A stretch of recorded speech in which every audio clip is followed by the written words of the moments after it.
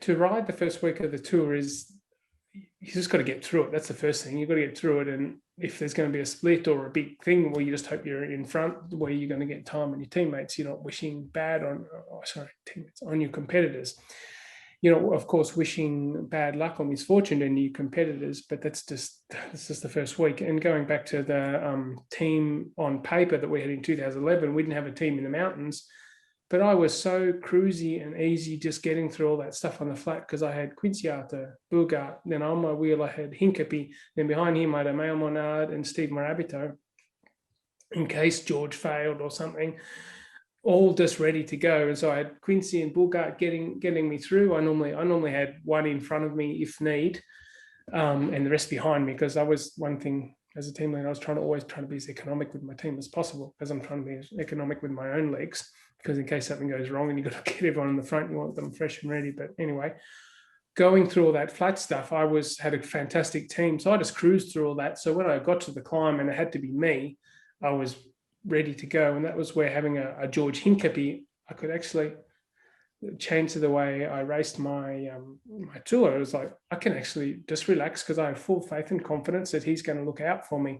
And he's going to deliver me at the bottom of the Murihui or that left corner where I know I've got to be, and follow from there. I'm just going to follow Contador. I'm just going to follow, we know who's going to attack, and I'm just going to follow them. And then I've just got to be able to come around them. And that was for me, that though these became a bit my speciality, was these stages in the first week. Going to what it's actually like in the first week, since I've stopped racing, even my teammates and so on who continued racing, and some have stopped, have said there seems to have become less and less respect within the peloton. There's more pushing and shoving and spitting on the other guys, maybe with the COVID thing, the spitting things stopped, I hope, throwing bottles in the middle of the peloton and things like that. And the feed zone's still a mess, people passing on the ride in the feed zone.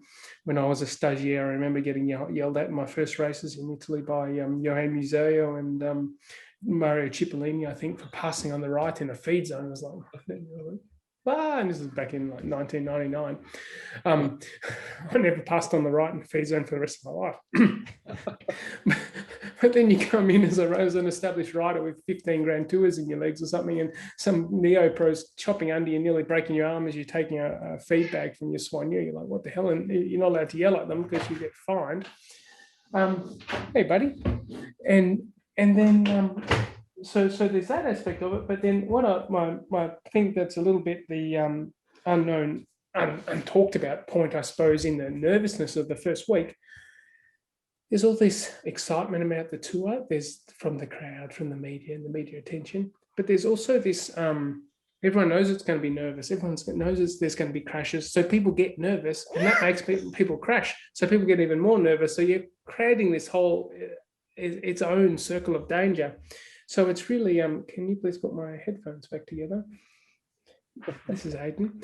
And so that creates its own, when you're riding a bike and you're tense, if it rains, people get more nervous because they know it's crashes, but they're tense, you don't control the bike as well. And that just creates crashes. So people become more nervous, which creates more crashes, which it just goes on and on. And then we're seeing more teams taking the opportunities in crosswinds and so on, which is great to watch. But is a stage like the last two nights almost more stressful and more hard for a GC rider than like a Tourmalet day? Would you rather a Tourmalet day than one of the ones last night? At least on the Tourmalet or the Galibier, if you haven't got the legs, you're not going to do it. It's going to be on your own fault. Yep. You can do everything right that you're doing there, but the two crashes on the first day, they happened right at the front. Tony Martin hit that.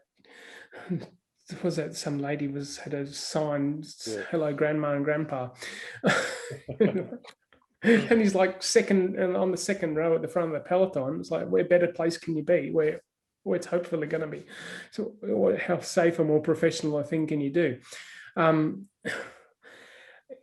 They happen right at the front. So there's nothing you can do. It's like 80 guys crashing you. It doesn't matter how good a bike handler you are. If someone's bike's hitting you on the head or something, there's nothing that you can do. So those ones are just crazy. What also happens is after sort of a week, people get tired. People get too tired to get to be nervous because they just start getting tired. But then what also I see what happens in the Grand Tour at about day 10 to 12 is people start to get mentally really fatigued. So they start having sort of stupid crashes just for lapse in concentration. Oh, I'm a bit tired now. They run into a traffic island or something. And so you see a few crashes there in the middle of the week. And then the third week, everyone's just a zombie and they get on with it. And plus stage one, it seemed like all 20 teams wanted their trains. It seemed like everyone thought they had the winner in their team. Yeah, there's 160 in the peloton now, and there's everyone wants to be all 160 want to be from 10th to 20th position in the peloton. Yeah, that's not going to work, is it?